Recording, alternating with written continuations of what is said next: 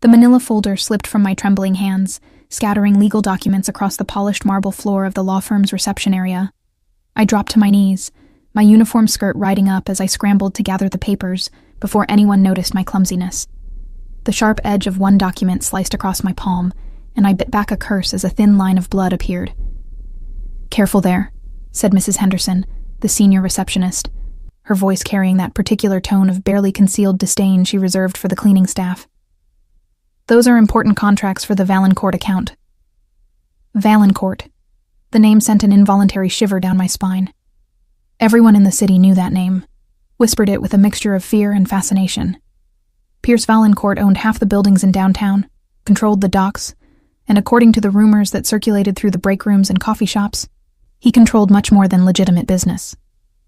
The law firm of Morrison, Klein & Associates counted him as their most important client, which meant his documents received the white glove treatment that I, as a night shift custodian, was definitely not qualified to provide. "I'm sorry, Mrs. Henderson," I whispered, carefully stacking the papers in order, trying to ignore the way my hands shook. The cut on my palm had started to throb, and I could feel a small spot of blood seeping through the bandage I'd hastily wrapped around it. "I'll be more careful." She didn't respond, already turning back to her computer screen with the air of someone who had more important things to worry about than the incompetence of the help. I finished collecting the documents and placed them back in the folder, then returned to my cart of cleaning supplies. The building was nearly empty at this hour, just past 11 p.m., with only the security guards and a few lawyers burning the midnight oil on important cases. I pushed my cart down the hallway toward the executive offices, the wheels squeaking in a rhythm that had become as familiar as my own heartbeat over the past 6 months. This job wasn't what I'd planned for my life, but life had a way of making plans irrelevant. After the accident that had killed our parents 3 years ago, someone had to take care of Piper, and that someone was me. At 23, I'd gone from a college senior studying elementary education to a legal guardian working multiple jobs to keep us afloat. The executive floor was always eerily quiet at night, with its thick carpeting and heavy wooden doors that seemed designed to muffle secrets. I'd been cleaning these offices for months now, but I still felt like an intruder every time I stepped onto this floor. These were the domains of powerful people who made decisions that affected entire industries, people whose monthly legal fees probably exceeded my annual salary. I paused outside the largest office at the end of the hall. The nameplate read Pierce Valancourt in elegant brass lettering, and even though I'd cleaned this office dozens of times, I'd never once encountered its occupant. According to the other custodial staff, Mr. Valancourt preferred to conduct his business during unconventional hours, often arriving before dawn or staying well past midnight.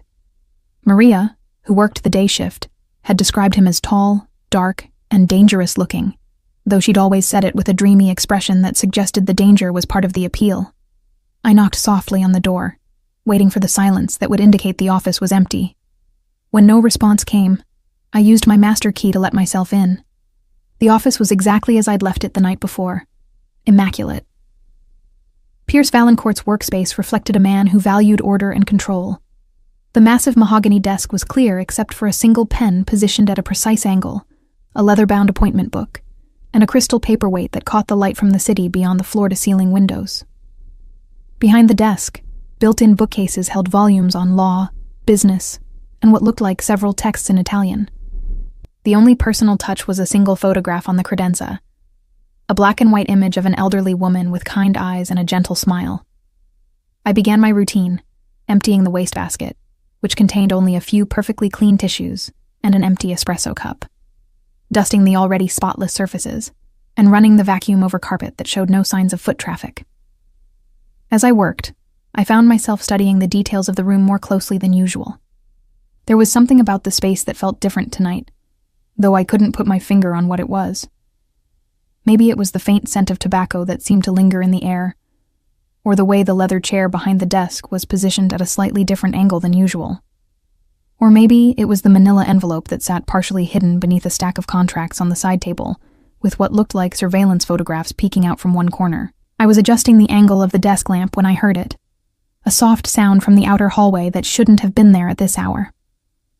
Footsteps, light and quick, definitely not belonging to one of the security guards who made their rounds with heavy, deliberate steps.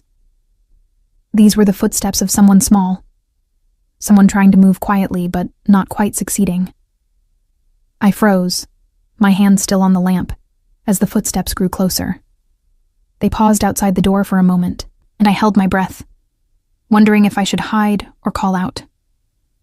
Before I could decide, the door handle turned slowly, and the heavy wooden door swung open. What I saw made my heart stop. A little girl, probably no more than 8 years old, stood in the doorway. She was small for her age, with tangled blonde hair and enormous blue eyes that were red-rimmed from crying. Her clothes were rumpled and dirty, as if she'd been sleeping outside, and there was a desperate, determined expression on her face that seemed far too mature for someone so young. "Please," she said, her voice barely above a whisper, but carrying an urgency that cut through the silence like a blade. "I need to see Mr. Valancourt. I need his help." I stood there, stunned into immobility, my cleaning cloth still clutched in my hand. Of all the scenarios I might have imagined encountering during my night shift, a lost child wandering into the office of the city's most dangerous man had never crossed my mind. "Sweetheart," I said gently, setting down my supplies and moving slowly toward her, the way I'd learned to approach frightened children during my brief stint as a student teacher. "How did you get in here?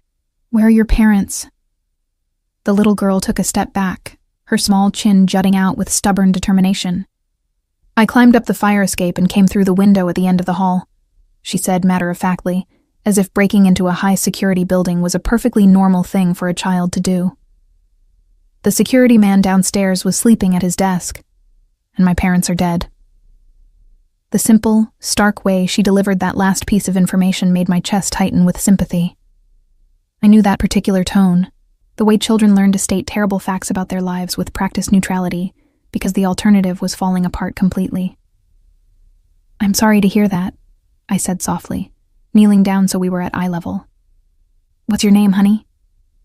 "Piper," she said. And then, as if she'd been holding back a dam of words, everything came spilling out. "Piper Morrison.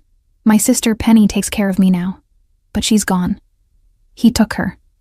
The bad man took her, and I don't know where she is, and I've been looking for 3 days, and nobody will help me because I'm just a kid.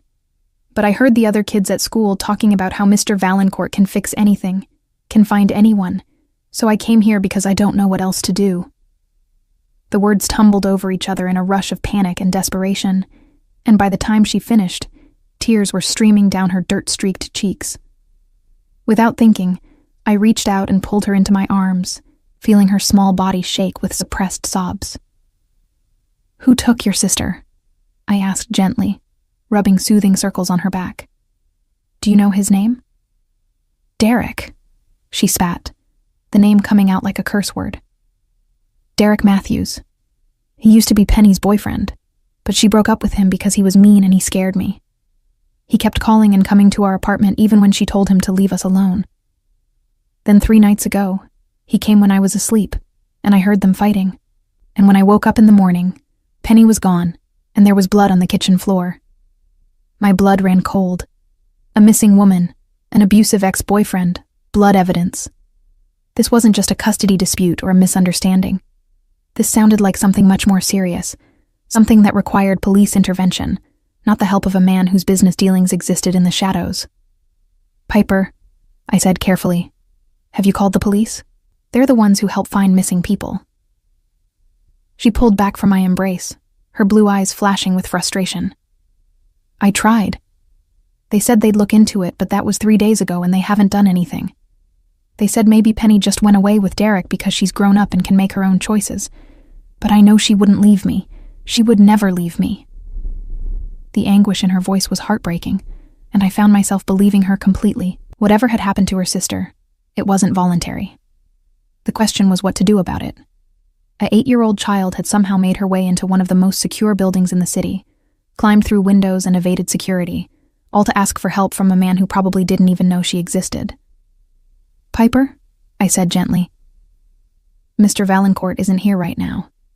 And even if he was, I'm not sure he's the right person to help with this. He's a businessman, not a police officer. But he can do things the police can't do," she insisted with the absolute certainty that only children possess. "Everyone knows that. The kids at school say their dads talk about how if you have a problem that nobody else can fix, you go to Mr. Valancourt, and I have a problem that nobody else can fix. Before I could respond, I heard the soft chime of the elevator arriving at our floor, followed by the distinctive sound of expensive shoes walking across marble. My heart hammered against my ribs as I realized what was happening. Someone was coming, someone who belonged on this floor at this hour, and there was only one person that could be. "Piper?" I whispered urgently. "We need to hide. Right now." But it was too late. The footsteps had reached the office door, and I heard the soft beep of an electronic keycard being swiped. The door swung open, and Pierce Valancourt walked into his office to find a cleaning woman and a strange child standing in the middle of his domain. I had seen photographs of him in newspapers and magazines, usually accompanying articles about his business acquisitions or charitable donations, but nothing had prepared me for the reality of his presence. He was tall, probably 6 feet, and then some, with broad shoulders that filled out his dark suit jacket perfectly. His hair was black, with just a touch of silver at the temples, and his face was all sharp angles and classical lines that belonged in a Renaissance painting. But it was his eyes that held me frozen. Dark gray, almost black, with an intensity that seemed to see everything and reveal nothing. For a moment, the three of us stood in complete silence, a tableau that would have been absurd if it weren't so terrifying. Here was Pierce Valancourt, one of the most powerful and dangerous men in the city, facing off against a night shift custodian and a desperate 8-year-old who had broken into his office. His gaze moved from me to Piper, and back again, taking in the scene with the calculated assessment of someone accustomed to processing unexpected situations quickly. When he finally spoke, his voice was low and controlled, with just a hint of an accent that suggested Italian heritage. "This is unexpected," he said, closing the door behind him with a quiet click that somehow sounded more ominous than if he'd slammed it. "Miss Morrison," I managed to say, though my voice came out as barely more than a croak. "Penny Morrison. I'm with the cleaning service." His dark eyes fixed on mine, and I felt as though he was seeing straight through to my soul. "And the child?" Before I could answer, Piper stepped forward with the fearless determination that had brought her this far. "I'm Piper Morrison," she announced, her small voice clear and strong, despite the tears still drying on her cheeks. "Penny is my sister, and she takes care of me. I came here because I need your help, Mr. Valancourt. Someone took my sister, and I don't know how to get her back."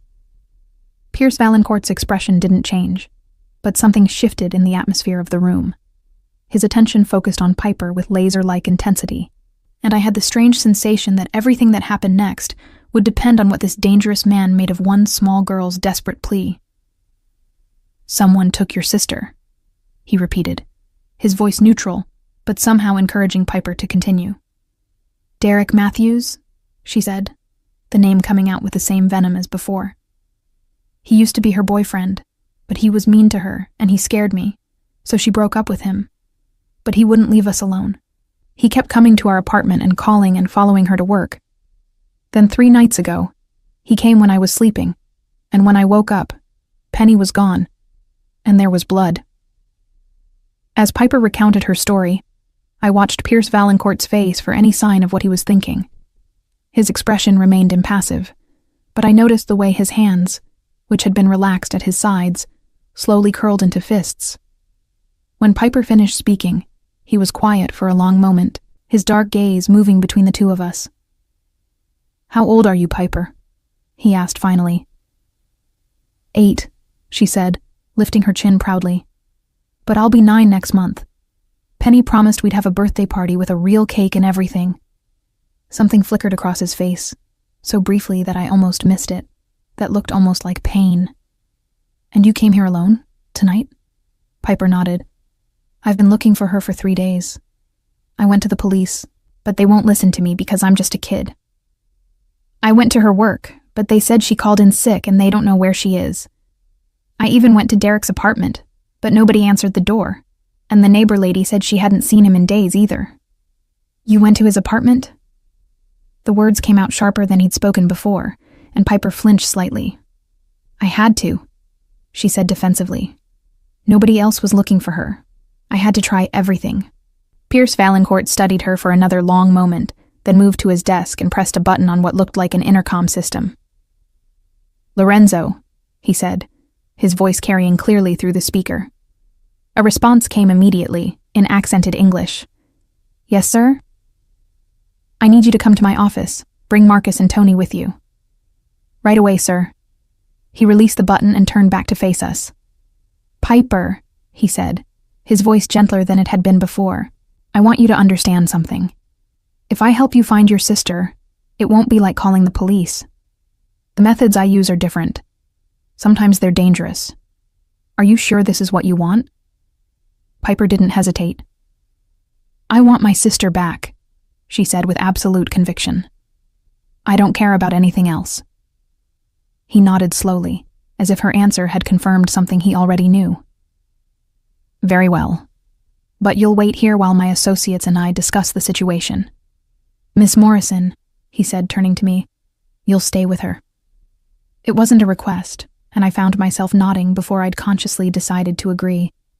There was something about Pierce Valancourt's presence that made refusal seem not just impossible, but unthinkable. Whatever was about to happen, I was apparently going to be part of it. The office door opened, and 3 men entered. They were all large, all wearing dark suits, and all carrying themselves with the easy confidence of people who were accustomed to violence. The one in front was older, perhaps in his 50s, with silver hair and intelligent eyes. The other 2 were younger, but no less intimidating, with the kind of alertness that suggested they were bodyguards or worse. "Lorenzo," Pierce said to the older man, "we have a situation that requires immediate attention. A young woman named Penny Morrison has been taken by her ex-boyfriend, Derek Matthews. The girl is her 8-year-old sister." Lorenzo's gaze moved to Piper and then to me, his expression giving nothing away. "How long ago?" 3 days, Pierce replied. "The police have been contacted but appear to be taking no action." "Address for Matthews?" Piper stepped forward eagerly. 1247 Riverside Avenue, apartment 3B. "But he's not there. I checked." Lorenzo raised an eyebrow, looking impressed despite himself. "Smart kid. What about his work? Associates? Family?" "I don't know," Piper admitted, her confidence faltering for the first time. "Penny never told me much about him. She just said he was trouble and we should stay away from him." "We'll start with the apartment," Lorenzo said to Pierce. "Marcus can check employment records, see where he works. Tony can canvass the neighborhood, see if anyone's seen anything." Pierce nodded. "Make it a priority. And Lorenzo, be thorough." The way he said those last 2 words made my blood run cold. There was a weight to them, an implication that whatever thorough meant in Pierce Valancourt's world, it wasn't something I wanted to think about too carefully. "Understood," Lorenzo said, then turned to the other 2 men. "You heard him. Let's move." As the 3 men filed out of the office, Pierce moved to stand behind his desk, his presence filling the space, even though he wasn't actively doing anything threatening. Piper had settled into one of the leather chairs across from his desk, her small form almost swallowed by the expensive furniture, but her expression remained alert and hopeful. "Now we wait," Pierce said, settling into his own chair with fluid grace. "Piper, when was the last time you ate?" She looked confused by the question. "I don't remember. Maybe yesterday?" Without a word, Pierce picked up his phone and dialed a number. "Maria? Yes, I know it's late. I need food sent to my office. Something appropriate for a child. And coffee." He hung up and turned his attention back to Piper. "Tell me about your sister. What does she do for work?" "She works at the bank," Piper said proudly. "She's a teller. She's really good with numbers, and she wants to go back to school someday to become a teacher. She takes care of me because our parents died in a car accident when I was 5. "And Derek Matthews? How long were they dating?" Piper's expression darkened. "About 6 months. At first, he seemed nice. He brought me candy and said he wanted to be my friend. But then he started getting angry when Penny talked to other people, and he didn't like it when she spent time with me instead of him. He started saying mean things about how she was just a bank teller, and she should be grateful that someone like him wanted to be with her." I watched Pierce's face as Piper spoke. noting the way his jaw tightened almost imperceptibly. Whatever his business was, whatever methods he used, it was becoming clear that he had very little tolerance for men who mistreated women and children. "Did he ever hurt her?" Pierce asked quietly. Piper nodded reluctantly. "I saw bruises on her arms sometimes. When I asked her about them, she said she'd been clumsy, but I knew she was lying. Penny's not clumsy. And sometimes after he left our apartment, she would cry when she thought I couldn't hear her." The temperature in the room seemed to drop several degrees. Pierce Valancourt sat perfectly still, but there was something predatory in his stillness, like a big cat gathering itself to strike. A soft knock at the door interrupted the tense silence, and a middle-aged woman entered carrying a tray of food. She set it down on the small conference table in the corner of the office, then left without saying a word. Pierce gestured for Piper to help herself, and she immediately moved to the table and began eating with the desperate hunger of someone who hadn't had a proper meal in days. As Piper ate, Pierce turned his attention to me for the first time since his associates had left. "Miss Morrison," he said, and I realized he'd been listening carefully enough to remember that Piper and I shared the same last name. "Are you related to the child?" "No," I said quietly. "It's just a coincidence. I work for the cleaning service that has the contract for this building. And yet you're still here." It wasn't a question, but it felt like one. Why was I still here? Why hadn't I excused myself the moment his men had left to begin their search? The answer was complicated, wrapped up in my own memories of being young and afraid, and having nowhere to turn for help. "Someone needs to stay with her," I said finally. "She's just a little girl." Something that might have been approval flickered in his dark eyes. "Indeed she is. A very brave little girl who climbed through windows and evaded security to ask for help from a man most adults are afraid to approach." "Are you going to help her?" I asked, surprising myself with my boldness. "I've already begun helping her," he replied matter-of-factly. "The question is whether my help will be sufficient to achieve the desired outcome." Before I could ask what that meant, his phone rang. He answered it immediately. "Valancourt." I couldn't hear the other side of the conversation, but I watched Pierce's expression carefully for any clue about what was being discovered. His face remained impassive, but I noticed the way his free hand drummed once, twice against the surface of his desk. "Understood," he said finally. "Continue surveillance and report back in 1 hour." He hung up and looked at Piper, who had finished eating and was now curled up in the large leather chair, fighting to keep her eyes open. The emotional and physical exhaustion of the past 3 days was finally catching up with her. "What did they find?" I asked softly, not wanting to wake Piper if she'd managed to fall asleep.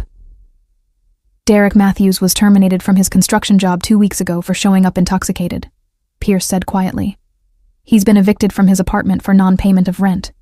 According to neighbors, he's been increasingly erratic, talking about how your sister," he corrected himself, "how Penny ruined his life, and how he was going to make her pay." My stomach dropped. "And they haven't found him?" "Not yet, but they will." The certainty in his voice was absolute, and I found myself believing him completely. Whatever resources Pierce Valancourt had at his disposal, they were clearly more extensive and more motivated than anything the police had offered. "What happens when they find him?" I asked, though I wasn't sure I wanted to know the answer.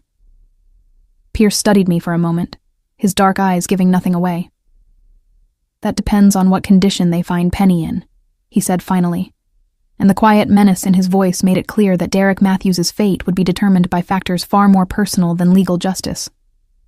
We sat in silence for several minutes, the only sound being Piper's soft, even breathing as she finally succumbed to exhaustion. I found myself studying Pierce Valancourt, trying to reconcile the man who had just gently covered a sleeping child with his suit jacket with the reputation that preceded him. Whatever else he might be, he clearly had a soft spot for children in distress. Part 2. The soft vibration of Pierce's phone against the leather desktop cut through the silence that had settled over the office. He glanced at the display before answering, his voice low enough not to disturb Piper's sleep. "What do you have?" I couldn't make out the words from the other end, but I could hear the urgency in the caller's tone. Pierce's expression grew darker with each passing second, and I felt my heart begin to race as I watched his free hand slowly curl into a fist. "How many?" he asked sharply, then listened for another moment. I see. And the condition of the building. More conversation, during which Pierce's jaw tightened visibly. Whatever his people had found, it wasn't good news. No, he said finally, his voice carrying a note of absolute authority. Nobody moves until I arrive. Establish a perimeter, but do not engage. Am I clear? He ended the call and sat back in his chair, his dark gaze moving from the sleeping child to me. The weight of whatever he'd just learned seemed to fill the space between us. They found them? I whispered. They found Derek Matthews, he confirmed. He's holed up in an abandoned warehouse in the dock district. And he's not alone. The way he said those last words sent ice through my veins. What do you mean, not alone? Pierce was quiet for a moment, as if weighing how much to tell me. It appears that Mr. Matthews has been associating with some very unpleasant people. Drug dealers, specifically, who have been using the warehouse as a distribution point. My associates count at least 6 men, all armed. My hand flew to my mouth. And Penny? Unknown. The building has minimal windows, and approaching for better reconnaissance would alert them to our presence. The clinical way he described the situation somehow made it more terrifying than if he'd been emotional about it. This was a man who dealt with dangerous situations so regularly that he could discuss armed criminals with the same tone he might use to review quarterly reports. What do we do? I asked, though I realized as soon as the words left my mouth that there was no we in this situation. Pierce Valancourt might be willing to help find Penny, but I was just the cleaning woman who happened to be in his office when a desperate child showed up asking for help.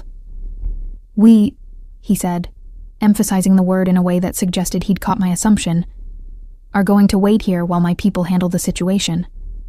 This is not the kind of operation where good intentions and moral support are sufficient qualifications. Before I could respond, Piper stirred in her chair, her eyes fluttering open. She looked around the office for a moment, clearly disoriented, before her gaze landed on Pierce. "Did you find her?" she asked immediately, all traces of sleepiness vanishing as she sat up straight. "Did you find Penny?" Pierce leaned forward slightly, his voice gentle but honest. "My people have located Derek Matthews. Your sister appears to be with him. But the situation is complicated. There are other dangerous men involved, and it's going to take some time to resolve safely." Piper's face crumpled with disappointment and renewed fear. "But she's alive? Penny's alive?" "We believe so," Pierce said carefully. "But Piper, I need you to understand something. The men who have your sister are not just bullies or petty criminals. They're dangerous people who hurt others for money. Getting Penny back safely means my people have to be very careful about how they approach the situation." "How long will it take?" she asked, her voice small and scared. "I don't know," Pierce admitted. "But I promise you this, we will not stop until your sister is safe." Piper nodded solemnly, seeming to accept his words as gospel truth. I envied her ability to have such complete faith in someone she'd just met, even if that someone was Pierce Valancourt. The phone rang again, and Pierce answered it with the same efficient brevity as before. This time, however, his expression grew even more grim. "How certain are you?" he asked after listening for several seconds. Then, "Christ. Yes, I understand. Maintain surveillance and await further instructions." He set the phone down and was quiet for a long moment, his gaze fixed on something beyond the office windows. When he finally spoke, his voice was carefully controlled. "There's been a development," he said. "My people have identified the group Derek Matthews is working with. They're part of a trafficking operation that's been moving women out of the city." The words hit me like a physical blow. Trafficking. The implications of that single word made my stomach lurch with terror and revulsion. "What does that mean?" Piper asked, confusion clear in her voice. Pierce looked at her, then at me, clearly weighing how much an 8-year-old could or should understand about the reality of what her sister might be facing.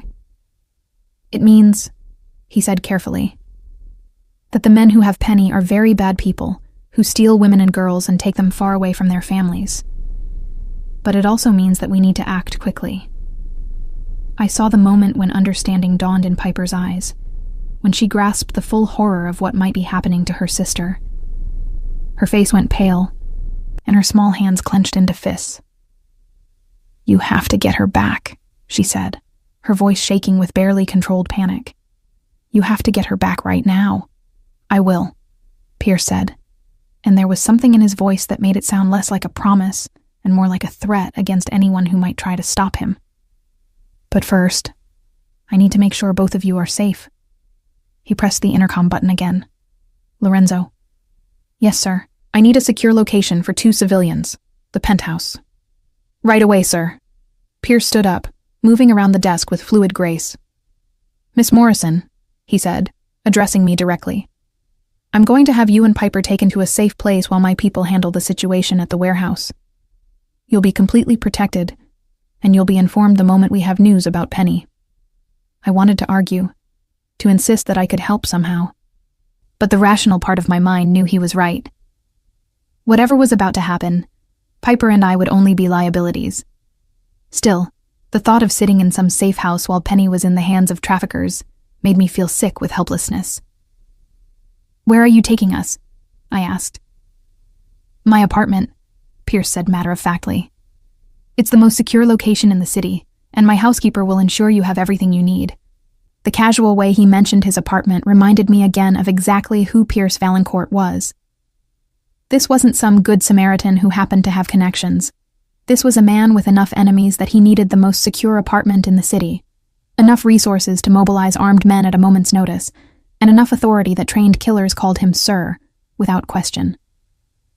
The office door opened, and Lorenzo entered with 2 other men I hadn't seen before. They were dressed like businessmen, but there was something about their bearing that suggested they were anything but corporate executives. "Sir," Lorenzo said with a respectful nod, "transport is ready." Pierce turned to Piper, who had been watching the proceedings with wide eyes.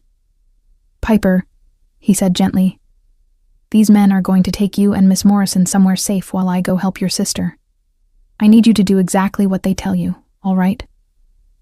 Piper nodded, but then her expression grew stubborn. "I want to come with you." "I know you do," Pierce said, his voice understanding but firm.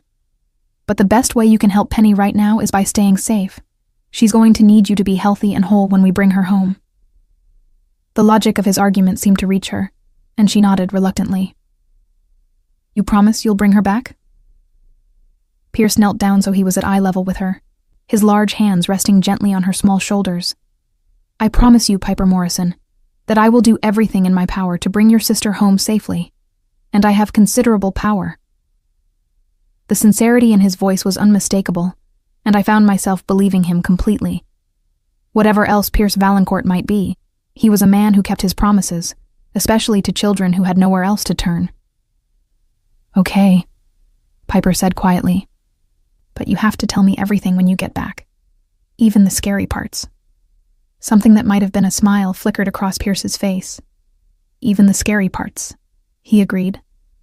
Lorenzo stepped forward. "Miss, if you'll come with us?"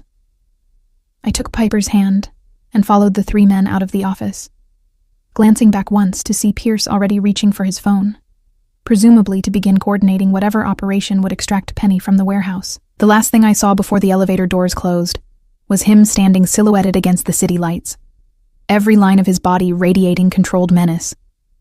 The ride to Pierce's apartment building was silent, except for the soft hum of the luxury sedan's engine.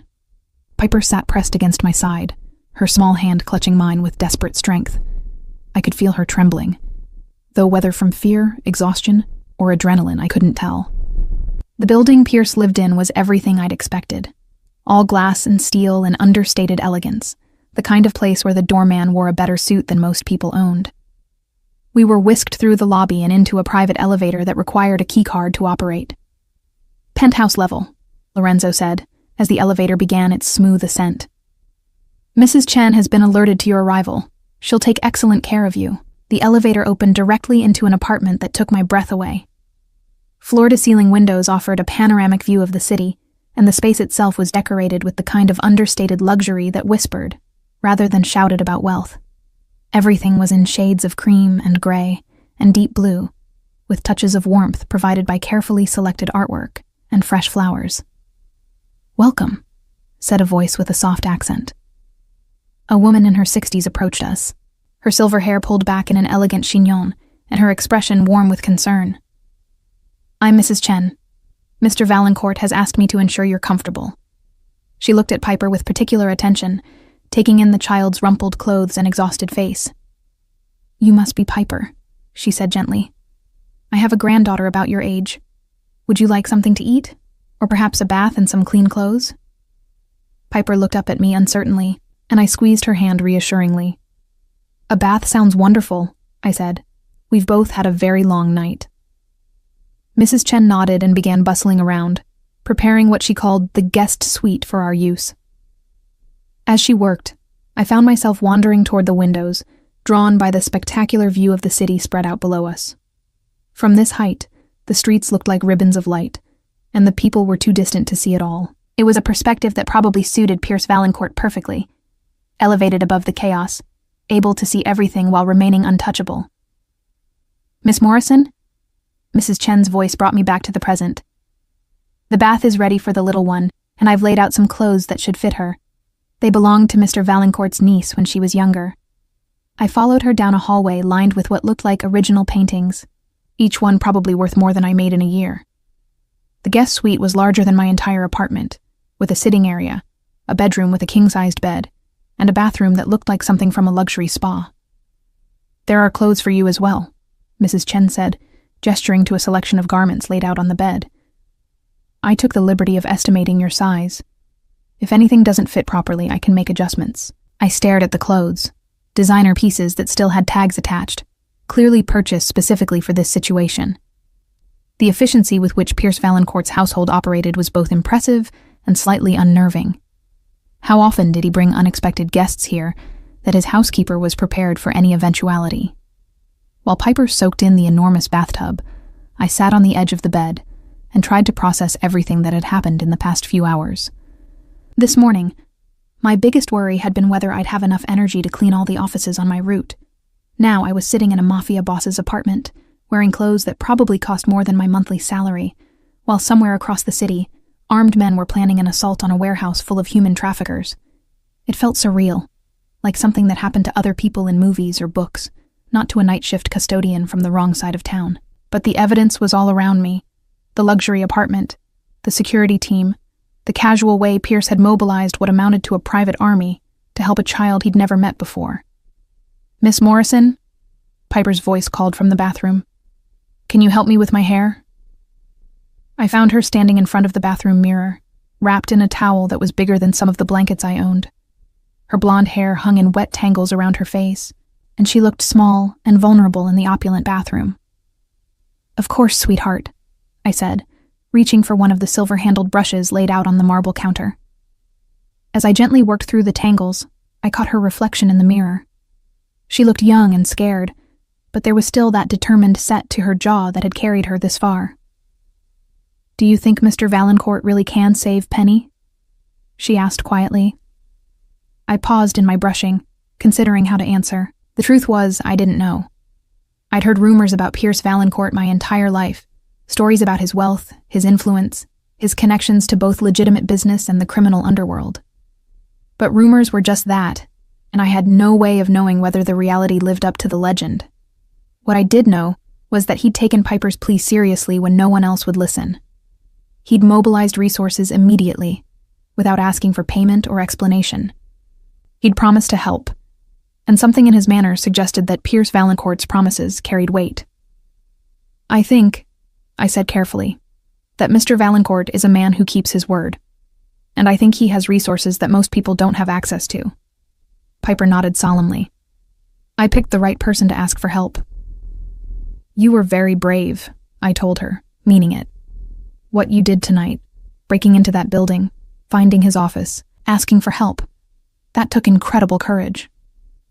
"I was scared," she admitted, "but I was more scared of never seeing Penny again." I finished with her hair and helped her into the clothes Mrs. Chen had provided, soft pajamas that fit her perfectly, as if they'd been made specifically for her. When we returned to the main living area, Mrs. Chen had set out a light meal and was bustling around, ensuring everything was perfect for her unexpected guests. "Mr. Valancourt called," she said, as we settled on the enormous sofa that faced the wall of windows. "He wanted me to assure you that the operation is proceeding as planned.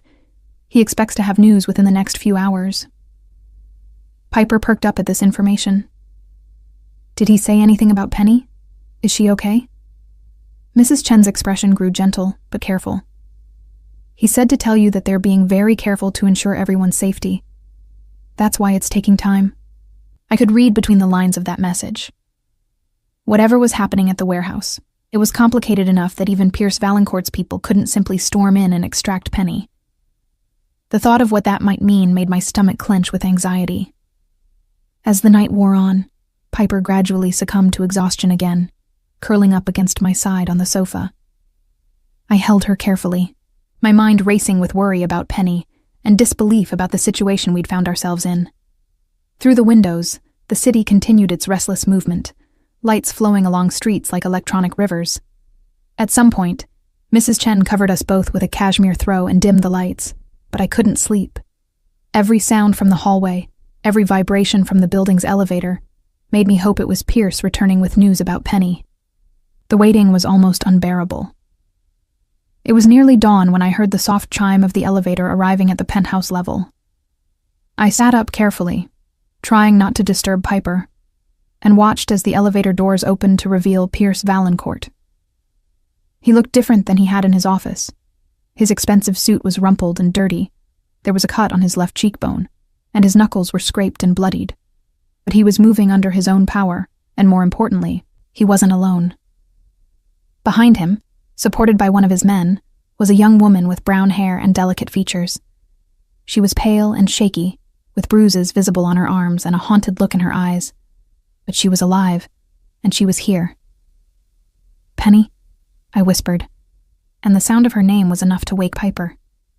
The little girl's eyes flew open, and when she saw her sister standing in the elevator, she let out a cry that was part sob, part laugh, and pure relief. She launched herself across the room, moving faster than I'd seen her move all night. "Penny! Penny!" she cried, throwing her arms around her sister's waist and holding on as if she'd never let go. Penny sank to her knees, wrapping her arms around Piper and burying her face in the child's blonde hair. I could see her shoulders shaking with sobs, and the sound of her crying, relief and trauma, and overwhelming gratitude all mixed together, filled the elegant apartment. Pierce stood watching the reunion with an expression I couldn't quite read. There was satisfaction there, certainly, and perhaps a touch of the same protectiveness I'd seen when he'd looked at Piper earlier. But there was something else, too, something that looked almost like longing. Mrs. Chen appeared with her usual efficiency, bringing blankets and hot tea and the kind of gentle motherly attention that both sisters clearly needed. As she fussed over Penny, checking for injuries and offering comfort, Pierce approached me. "How is she?" I asked quietly, nodding toward Penny. "Traumatized, but physically unharmed," he said, his voice carefully controlled. "We arrived before they could transport her elsewhere. Another few hours, and—" He didn't finish the sentence, but he didn't need to. I could imagine all too well what another few hours might have meant. "And Derek Matthews?" Pierce's expression hardened. "Mr. Matthews will not be troubling anyone again." The finality in his voice made it clear that I shouldn't ask for clarification. Whatever had happened to Derek Matthews at that warehouse, it had been swift and permanent. "Thank you," I said, meaning it more than I'd ever meant anything in my life. "What you did for them, for her, was what any decent person would do," Pierce interrupted, though something in his tone suggested that he knew perfectly well that most people wouldn't have had the resources or the willingness to use them. Across the room, Piper was chattering excitedly to her sister, filling her in on everything that had happened since she'd discovered Penny missing. I could see Penny's eyes widening as she listened to the story of how her 8-year-old sister had broken into Pierce Valancourt's office and asked the most dangerous man in the city for help. "She's remarkable," Pierce said quietly, following my gaze. "Most adults wouldn't have had the courage to do what she did." "She loves her sister," I said simply. "People will do extraordinary things for the people they love." Pierce was quiet for a moment, his dark eyes fixed on the two sisters. "Yes," he said finally. "They will." Something in his tone made me look at him more carefully. There was an intensity in his expression that went beyond the satisfaction of a successful operation. He was watching Piper and Penny with the fascination of someone seeing something he'd never experienced himself. "What happens now?" I asked. "Will they be safe?" Pierce turned his attention back to me, and I was struck again by the intelligence in his dark eyes. "The trafficking ring has been dismantled," he said matter-of-factly. "The people involved are either dead or in custody. As far as the official record is concerned, this was a joint operation between federal agents and local police that resulted in the rescue of several kidnapped women." The casual way he discussed rewriting official records reminded me again of the scope of Pierce Valancourt's influence. He didn't just have money and men. He had the kind of connections that could make inconvenient truths disappear and replace them with more palatable fictions. "But will they be safe?" I pressed. "What if there are others? What if—" "There are always others," Pierce said calmly. "But Penny and Piper Morrison are under my protection now. Anyone who wishes to harm them will have to go through me first." The promise in his words was absolute, and I found myself believing him completely. Whatever else Pierce Valancourt might be, he was clearly a man who took his commitments seriously. As the sun began to rise over the city, painting the sky in shades of pink and gold, Mrs. Chen announced that breakfast was ready. Penny was still shaky and exhausted, but she was able to walk on her own, and the color was slowly returning to her face. As we sat around Pierce's dining table, a piece of furniture that probably cost more than most people's cars, eating perfectly prepared eggs and fresh fruit, I marveled at how surreal the entire situation was. 12 hours ago, I'd been scrubbing floors and emptying wastebaskets. Now I was having breakfast with a Mafia boss who had just orchestrated the rescue of a kidnapped woman from a human trafficking ring. Piper chattered happily between bites, telling Penny about Mrs. Chen's granddaughter and the beautiful view from the windows, and how Mr. Valancourt had promised to take care of them. "Is that true?" Penny asked quietly, looking at Pierce with a mixture of gratitude and wariness. "About the protection?" Pierce nodded. "You and your sister will never want for anything again," he said simply.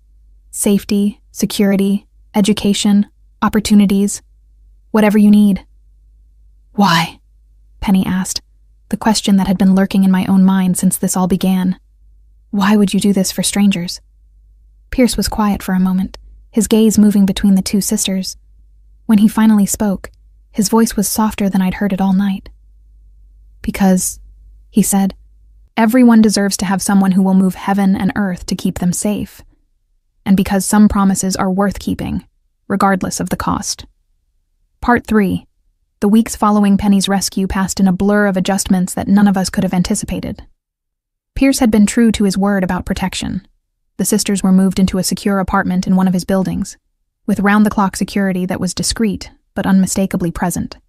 Piper started at a new private school where she flourished under the attention of teachers who actually had time to nurture her obvious intelligence. Penny began seeing a therapist who specialized in trauma recovery, and slowly, the haunted look in her eyes began to fade. As for me, I found myself in the unexpected position of being. What exactly? I wasn't family, but I wasn't quite an employee either. Pierce had offered me a job managing the sisters' transition, ensuring they had everything they needed, coordinating their schedules, and basically serving as a bridge between their old life and their new one. The salary was more than generous, and the work gave me a sense of purpose I'd never experienced in my previous jobs, but it was the growing complexity of my feelings toward Pierce Valancourt that kept me awake at night. I saw him regularly now, usually when he came to check on Piper and Penny's progress. He would arrive at their apartment in the late afternoon, still wearing one of his perfectly tailored suits, and somehow transform himself into someone who could discuss Piper's latest school project or listen patiently to Penny's concerns about starting college courses. The contrast between his public persona and his private gentleness continued to astonish me. "Miss Morrison," he said one Thursday evening as I was gathering my things to leave the sisters' apartment. A word, I followed him into the hallway, noting as always the way his security team positioned themselves to provide privacy while maintaining vigilance. After 3 weeks, I'd learned to recognize the patterns of protection that surrounded Pierce constantly. "How are they adjusting?" he asked, his voice carrying genuine concern. "Better than I expected," I said honestly. "Piper loves her new school and she's made friends with some of the other children in the building." Penny is still struggling with nightmares, but Dr. Williams says that's normal and will improve with time. Pierce nodded, processing this information with the same careful attention he brought to everything else. And you? How are you adjusting? The question caught me off guard. In all our interactions over the past few weeks, Pierce had focused entirely on the sisters' well-being. I'd assumed my own feelings about the situation were irrelevant. I'm fine, I said automatically, then realized how hollow that sounded. It's been an adjustment, obviously. This isn't the life I expected to be living. Something shifted in his expression. Regrets? I considered the question seriously. 3 weeks ago, I'd been a night shift custodian with no prospects and no excitement in my life. Now I was. What? A liaison between two traumatized sisters and one of the most dangerous men in the city? A woman whose own life had been completely upended by a chance encounter with a desperate child? No, I said, surprised by how certain I sounded. No regrets. Pierce studied me for a moment, his dark eyes unreadable. Good, he said finally. Because I have a proposition for you. Before I could ask what kind of proposition, the elevator at the end of the hall chimed softly, and a woman stepped out. She was tall and elegant, with platinum blonde hair and the kind of flawless beauty that suggested significant investment in professional maintenance. Her dress probably cost more than most people's monthly rent, and she moved with the confidence of someone accustomed to being the most beautiful woman in any room. Pierce, she said, her voice carrying a slight accent that might have been French or possibly affected. I've been waiting for you. Pierce's expression didn't change, but I noticed the way his shoulders tensed slightly. Isabella, he said politely, I wasn't expecting you. Clearly, she said, her gaze moving to me with obvious dismissal. I can see you're occupied with business matters. The way she said business matters made it clear that she considered me completely beneath notice. Just another employee in Pierce's vast organization, which, I supposed, was technically accurate. Miss Morrison was just leaving, Pierce said smoothly. Isabella Rossetti, may I present Miss Penny Morrison? Miss Morrison, Isabella is an old friend. The pause before old friend was slight but telling. Isabella's smile sharpened as she extended a perfectly manicured hand. Charmed, she said, in a tone that suggested she was anything but. Pierce has such interesting employees. I shook her hand briefly, noting the way her eyes assessed me from head to toe and found me wanting. Everything about Isabella Rossetti screamed wealth, sophistication, and the kind of beauty that men like Pierce Valancourt were supposed to prefer. I should go, I said, suddenly feeling awkward in my simple blouse and skirt. Piper has school tomorrow, and Penny has a therapy appointment. Pierce nodded, but something in his expression suggested he wasn't entirely pleased with Isabella's unexpected arrival. We'll speak tomorrow, he said to me, then turned his attention to Isabella. Shall we? As I waited for the elevator, I could hear Isabella's voice drifting down the hallway, though I couldn't make out the words. Her tone was warm and intimate, the voice of a woman who was very comfortable with the man she was speaking to. By the time the elevator arrived, they had disappeared into Pierce's private elevator, presumably heading to his penthouse. The ride down to the lobby gave me time to analyze the strange jealousy that had flared to life the moment I'd seen Isabella. I had no claim on Pierce Valancourt beyond the professional relationship we'd developed over the past few weeks.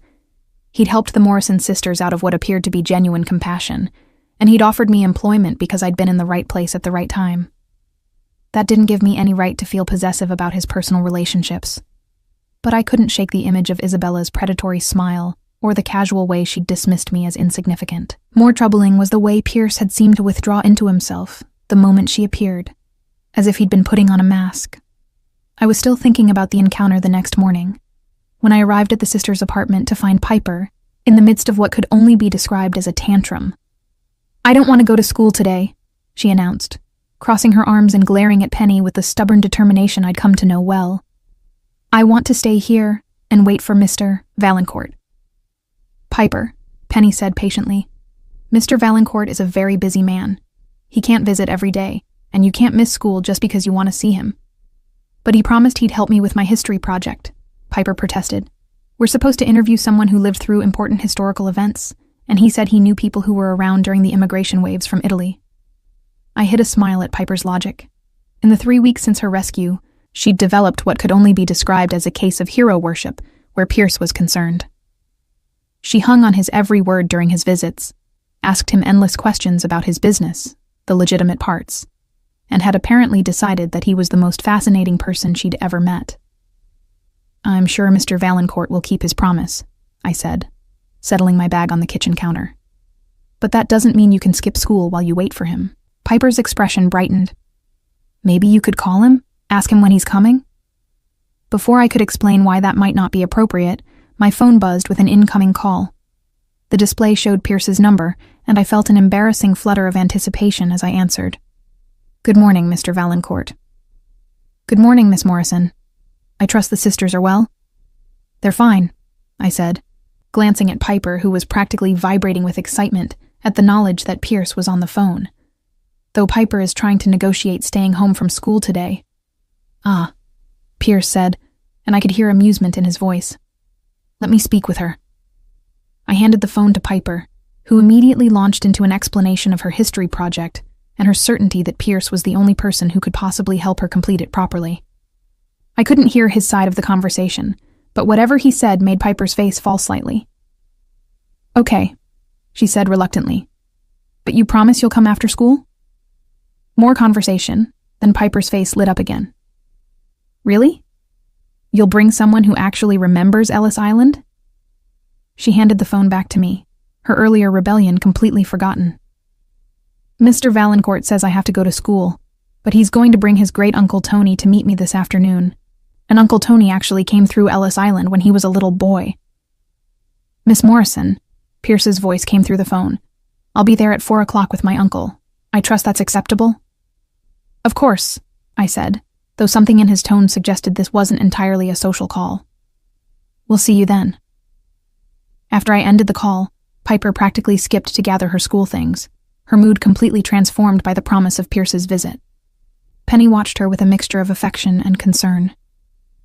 "She's getting very attached to him," Penny said quietly, as we watched Piper rush around collecting her backpack and homework. "Is that a problem?" I asked, though I had my own concerns about Piper's growing devotion to Pierce. Penny was quiet for a moment, considering the question. "I don't know," she said finally. "I'm grateful for everything he's done for us, more grateful than I can ever express. But Piper is still just a little girl, and she's been through so much trauma. I worry about what happens if he decides he's done enough, if he moves on to other concerns." It was a valid worry, and one that had occurred to me as well. Pierce Valancourt was a man with vast responsibilities and interests. How long could we expect him to maintain his involvement in the lives of 2 sisters he'd helped as a favor to a desperate child? "He doesn't seem like the type to abandon his commitments," I said carefully. "Maybe not," Penny agreed, "but men like him live in a different world than we do. What seems important today might be irrelevant tomorrow." Her words stayed with me throughout the morning as I helped Penny with her college preparation work. She decided to pursue a degree in social work, partly inspired by her own experiences, and partly by a desire to help other women in similar situations. Pierce had arranged for her to take classes through a program that would allow her to earn credits while continuing her therapy, and she'd thrown herself into the coursework with determined intensity. At precisely 4 o'clock, the apartment's doorman called to announce Pierce's arrival.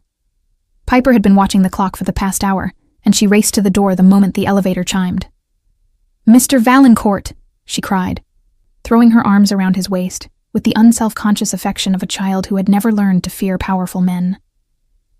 Pierce returned her hug with surprising gentleness, then stepped aside to reveal an elderly man with twinkling eyes and a face that spoke of 9 decades of living. Despite his age, he stood straight and moved with the dignity of someone who had earned respect through a lifetime of hard work. "Piper," Pierce said formally, "I'd like you to meet my great-uncle, Anthony Valancourt. Uncle Tony, this is Miss Piper Morrison, the young historian I told you about." Uncle Tony's face creased into a warm smile as he extended his hand to Piper. "Such a pleasure to meet you, little one," he said, his voice carrying a heavy accent that spoke of Italy and Ellis Island, and the American dream pursued with determination. Pierce tells me you want to hear stories about the old days? For the next 2 hours, Piper sat transfixed as Uncle Tony regaled her with tales of his journey from Sicily as a 7-year-old boy, the crowds and confusion at Ellis Island, and the struggles of his family to build a new life in America. His stories were vivid and detailed, bringing history to life in a way that no textbook ever could. Pierce sat quietly throughout the interview, occasionally prompting his uncle to elaborate on certain details, or helping Piper formulate questions that would elicit the most interesting responses. Watching him with both Piper and the elderly man, I was struck again by the contrast between his public persona and his private gentleness. When Uncle Tony had finished his stories, and Piper had filled several pages of her notebook with carefully recorded details, Pierce walked his uncle to the elevator while Piper immediately began organizing her notes for her project. "That was amazing," Penny said to me quietly. "Did you see how engaged she was? I haven't seen her that excited about school since before our parents died." I nodded, but my attention was focused on Pierce, who had returned from seeing his uncle off and was now standing by the window overlooking the city. There was something in his posture that suggested he was thinking about more than just Piper's history project. "Mr. Valancourt," I said, approaching him carefully. "Is everything all right?" He turned to face me, and I was struck by the intensity in his dark eyes. "Actually, there's something I need to discuss with both you and Penny. A business matter that affects your security arrangements." The formal tone of his voice made my stomach clench with anxiety. Penny looked up from where she'd been helping Piper organize her notes. Her expression immediately worried. "What kind of business matter?" Penny asked. Pierce glanced at Piper, who was still absorbed in her schoolwork, then gestured toward the kitchen area where we could speak more privately. "There's been a development," he said quietly once we were out of Piper's earshot. "My associates have been monitoring communications from what remains of the trafficking network we disrupted. It appears that Derek Matthews had partners we weren't initially aware of." The blood drained from Penny's face. "Partners?" "Financial backers," Pierce clarified. "People who had invested significant money in the operation and who are not pleased about their losses. They've been making inquiries about Derek's disappearance and the fate of their merchandise." The way he said merchandise made it clear he was referring to the women who had been kidnapped, including Penny. My hands clenched into fists at the casual dehumanization implied in that single word. "What does that mean for us?" I asked. Pierce's expression grew grim. "It means that the current security arrangements may not be sufficient. These people have resources and connections of their own, and they're motivated by both financial loss and damaged reputation." "So what are you suggesting?" Penny asked, her voice carefully controlled. "I'm suggesting that it would be safer for both of you to move into my building permanently," Pierce said. "The penthouse level has facilities that can accommodate you comfortably, and the security is considerably more comprehensive than what we can provide here." The implications of what he was suggesting hit me immediately. He was asking Penny and Piper to move into his personal space, to become part of his household in a way that went far beyond the current arrangement. "For how long?" Penny asked. "Until the threat is eliminated," Pierce replied, "which could be weeks or months, depending on how aggressively these people choose to pursue the matter." Penny looked at me, then at Piper, who was still happily working on her project, then back at Pierce. I could see her weighing the options. Stay here with adequate, but potentially insufficient security, or accept even deeper dependence on a man whose world was foreign and dangerous. "And if we say no?" she asked quietly. Pierce's expression didn't change, but something in his eyes suggested that he'd expected this question. "Then I'll increase the security here, and hope it's sufficient. But I won't lie to you about the risks, Penny. These people are dangerous, they're well-funded, and they're motivated by revenge as much as profit." "What do you think?" Penny asked me, clearly struggling with the decision. I looked across the room at Piper, who was completely absorbed in writing up her interview with Uncle Tony. She looked happy and secure, focused on normal 8-year-old concerns like school projects and making friends. The thought of that peace being shattered by men seeking revenge for financial losses made me feel sick with rage. "I think," I said carefully, "that Piper's safety has to be our primary concern. Everything else is secondary." Penny nodded slowly, then turned back to Pierce. "If we agree to this, what would the living arrangements be?" "I won't have Piper thinking that you and I are." She trailed off, but Pierce understood what she was asking. You would have your own wing of the penthouse, he said firmly. Complete privacy, your own entrance if you prefer. I travel frequently on business, so you would often have the entire space to yourselves. And Miss Morrison? Penny asked, glancing at me. This arrangement affects her as well. Pierce's gaze moved to me, and I felt that familiar flutter of awareness that seemed to accompany every interaction we had. Miss Morrison would be welcome to maintain her current role, he said, though the nature of that role might evolve, depending on circumstances. There was something in the way he said, evolve, that suggested he had ideas about my future that went beyond coordinating the sisters' schedules and managing their transition to their new life. I need to think about this, Penny said finally. It's a big decision, and I want to make sure I'm considering all the implications. Pierce nodded. Of course, but don't take too long. My sources suggest that these people are moving quickly to identify everyone connected to the original operation. As Pierce prepared to leave, Piper looked up from her project with shining eyes.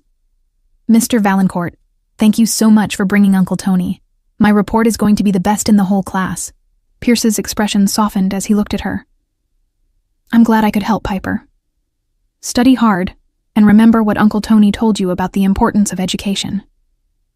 After he left, Penny and I spent the evening discussing the implications of his proposal. The logical part of my mind recognized that accepting Pierce's protection was the smart choice. His resources were vast. His security was the best money could buy, and he'd already proven his commitment to keeping the sisters safe. But the emotional part of my mind was terrified by the thought of becoming even more deeply entangled in Pierce Valancourt's world. Living in his building was one thing. Living in his home was something else entirely. It would mean crossing a line that I wasn't sure I was prepared to cross. Late that night, as I lay in my own apartment trying to process everything that had happened, my phone buzzed with a text message from Pierce. The offer extends to you as well, Miss Morrison. Whatever your decision, you won't be abandoned to face the consequences alone. I stared at the message for a long time, reading it over and over again. There was something in those words that suggested Pierce understood exactly how overwhelming this situation was for all of us.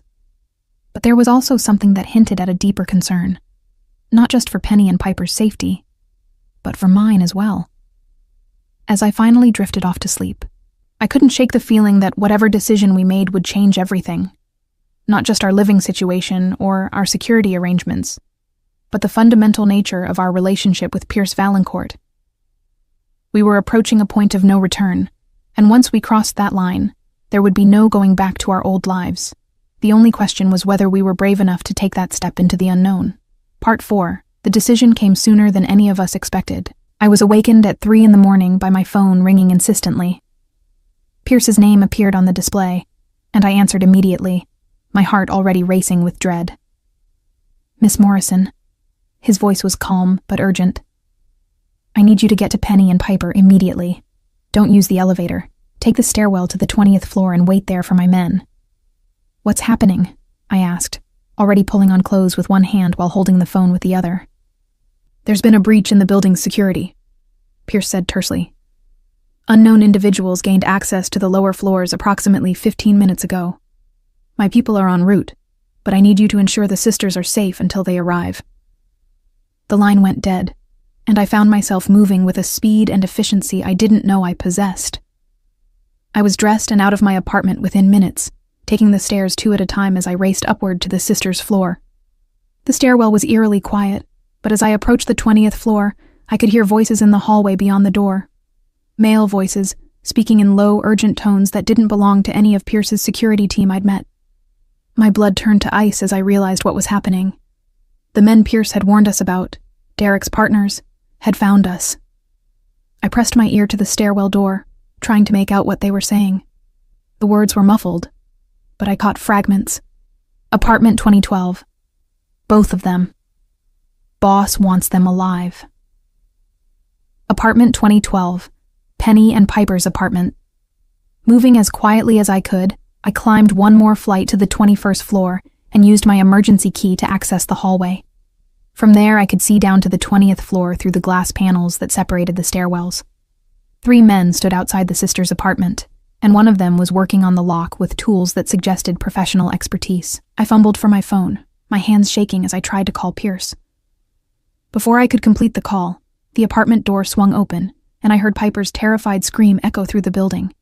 Without thinking, I yanked open the stairwell door and ran toward the commotion, shouting at the top of my lungs. "Help! Security! Help us!" The three men turned toward me in surprise, clearly not expecting to encounter anyone else on the floor. In that moment of distraction, I saw Penny appear in the apartment doorway, clutching Piper protectively against her side. "Run!" I shouted to her. "The stairs!" What happened next was a blur of movement and terror. One of the men lunged toward me while the other two moved to block Penny and Piper's escape route. I had never been in a physical fight in my life, but desperation gave me strength I didn't know I possessed. I clawed at the man's face, screaming continuously in the hope that someone would hear and come to help. The elevator chimed, and suddenly the hallway was full of men in dark clothing moving with lethal precision. Pierce's security team had arrived, and the three intruders found themselves vastly outgunned and outmaneuvered. The man who had been grappling with me was slammed against the wall with enough force to leave a dent in the drywall, while the other two were subdued before they could draw the weapons I now saw they'd been carrying. Through the chaos, I saw Pierce emerge from the elevator, his face a mask of cold fury. He surveyed the scene with the calculating gaze of a general assessing a battlefield, taking in every detail before his eyes found mine. "Are you hurt?" he asked, crossing to me immediately. I shook my head, though my hands were still trembling from adrenaline. "I'm fine, but Penny and Piper are safe," he said firmly, then turned to where his men were restraining the three intruders. "Lorenzo." The older man approached, his expression grim. "All three are alive, sir. No weapons discharged." Pierce nodded, then looked at the men who had dared to threaten the people under his protection. When he spoke, his voice was quiet, but carried a menace that made my blood run cold. "You made a very poor choice tonight," he said conversationally. "Breaking into my building, threatening my guests, terrifying a child. These are not actions I take lightly." One of the intruders, a thin man with nervous eyes, tried to speak. "Look, we weren't going to hurt anyone. We just wanted to talk to the girl, find out what happened to Derek." "Derek Matthews," Pierce interrupted, "learned the consequences of taking what doesn't belong to him. Tonight, you've learned that lesson as well." He turned to Lorenzo. "Take them to the warehouse. I'll deal with them personally once I've ensured everyone here is secure." As his men escorted the intruders toward the service elevator, Pierce turned his attention to Penny and Piper, who were still huddled together in the apartment doorway. Piper's face was streaked with tears, and Penny looked like she might collapse from the strain. "It's over," Pierce said gently, approaching them slowly. "You're safe now." Piper broke away from her sister and ran to Pierce, throwing her arms around his waist with desperate relief. "I was so scared," she sobbed. "They said they were going to take us away." Pierce knelt down to her level, his large hands gentle as he smoothed her tangled hair.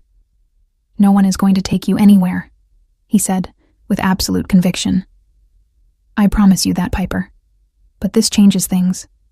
It's no longer safe for you to stay here." Penny looked at him with exhausted acceptance. "The penthouse?" "The penthouse," Pierce confirmed. "Tonight. My people will pack your belongings and have them moved within the hour." As Pierce's efficient team began the process of relocating the sisters' lives once again, I found myself watching the man who had become the center of our universe.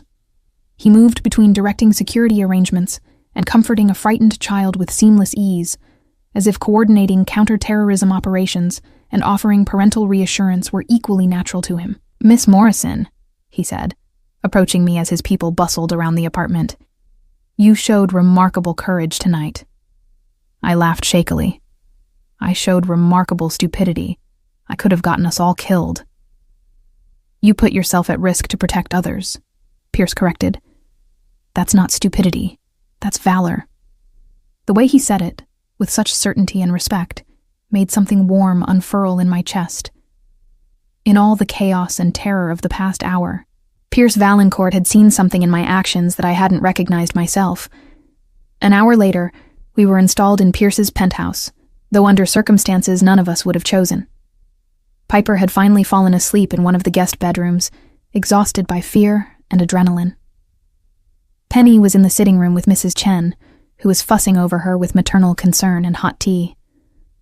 I stood at the wall of windows overlooking the city, trying to process everything that had happened. Below us, the city continued its restless movement, unaware that just hours ago, armed men had broken into a secured building in an attempt to kidnap 2 innocent women. "You're thinking too much," Pierce said quietly, appearing beside me with that silent grace I'd come to recognize. "I'm thinking about how quickly everything can change," I said. This morning, Piper was worried about her history project. Tonight, we're refugees in your home because men with guns want to take her sister. Pierce was quiet for a moment, his reflection in the window showing the same controlled intensity he always carried. "This is my world," he said finally. "Violence, threats, the constant need for vigilance.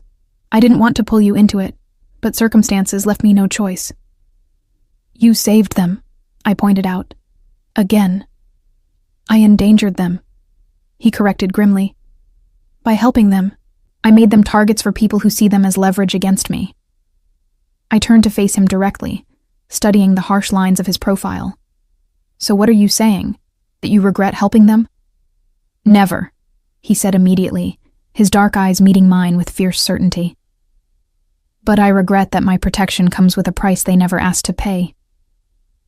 Before I could respond to that, we were interrupted by Lorenzo's arrival from the private elevator. He looked grim but satisfied, like a man who had completed an unpleasant but necessary task.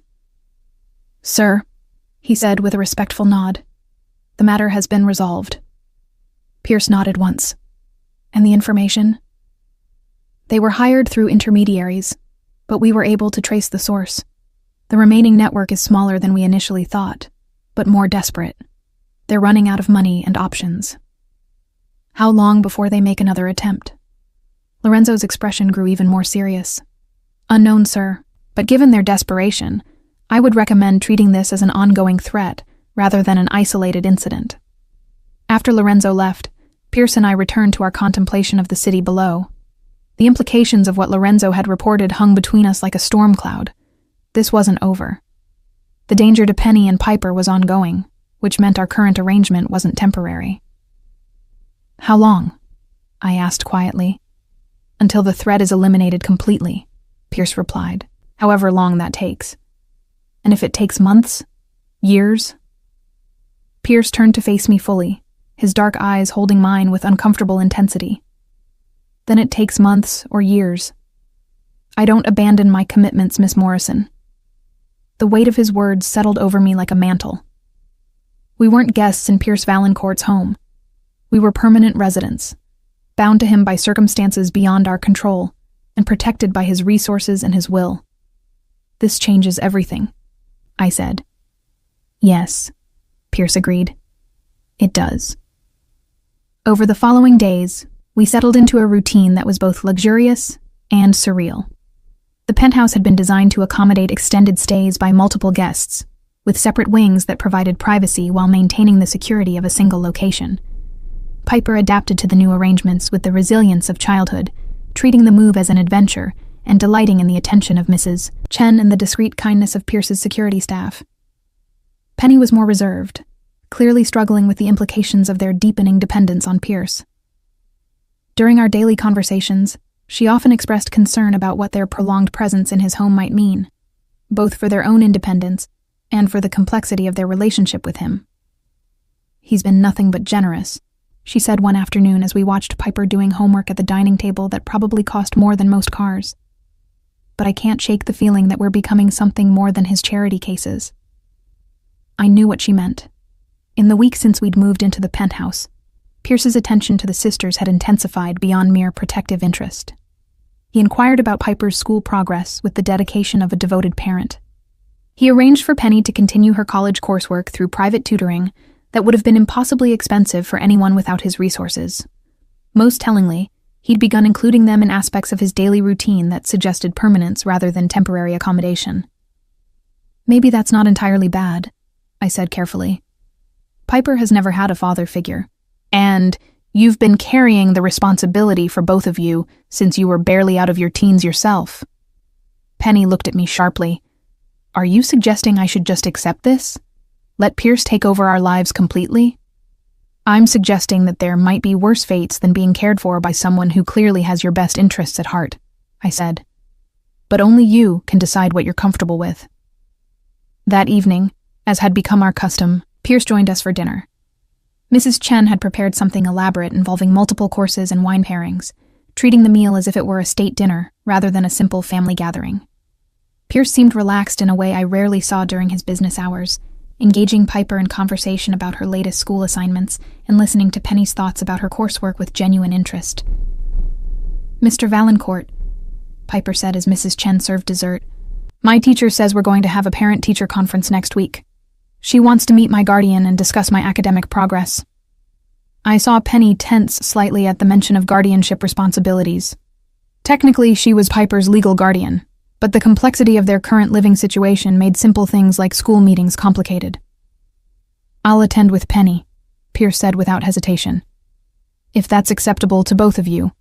Piper beamed with delight at this suggestion, but I noticed Penny's conflicted expression.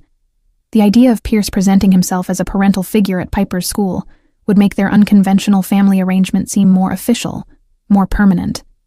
You don't have to do that, Penny said carefully. I'm sure you have more important things to do. Pierce's dark eyes fixed on her with gentle intensity. There is nothing more important than Piper's education and well-being, he said simply.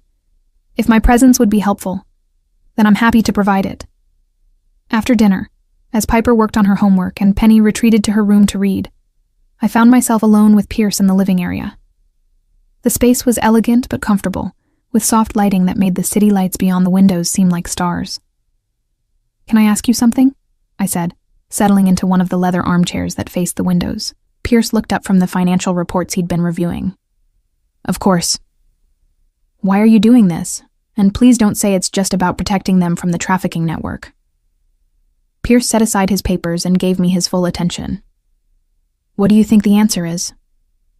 I considered the question carefully, watching his face for any hint of his thoughts. I think you see something in them that you recognize, something that speaks to your own experience. And something flickered in his dark eyes. Explain. Piper's fierce loyalty to her sister, Penny's determination to protect someone she loves no matter the cost to herself. You understand that kind of devotion because it's something you value. Pierce was quiet for a long moment, his gaze moving to the window where the city sprawled beneath us. When he finally spoke, his voice was softer than usual. My parents died when I was 12, he said. Car accident, very similar to what happened to Penny and Piper. I was raised by my uncle, a man who understood that children need more than just food and shelter to thrive. I waited, sensing that he was sharing something he rarely discussed. He taught me that family isn't just about blood, Pierce continued. It's about choosing to love someone enough to sacrifice for them, to protect them, to put their needs above your own comfort or convenience. And you see that in Penny and Piper? I see it in all of you, Pierce said, his gaze returning to mine. The way you threw yourself into danger to protect them. The way Penny has sacrificed her own dreams to ensure Piper has a childhood. The way Piper climbed through windows and faced down strangers to save her sister. The intensity in his voice made something flutter in my chest. You're building a family, I said, understanding finally dawning. I'm protecting what's already been built, Pierce corrected. You three became a family the night Piper walked into my office. I'm simply providing the resources to keep that family safe. Before I could respond to that revelation, we were interrupted by Piper's excited voice calling from the dining area. Miss Morrison, Mr. Valancourt, come see what I made. We found her standing proudly beside an elaborate poster board covered with photographs, drawings, and carefully written text. It was her history project about immigration, featuring Uncle Tony's stories and several pictures Pierce had provided of his family's journey to America.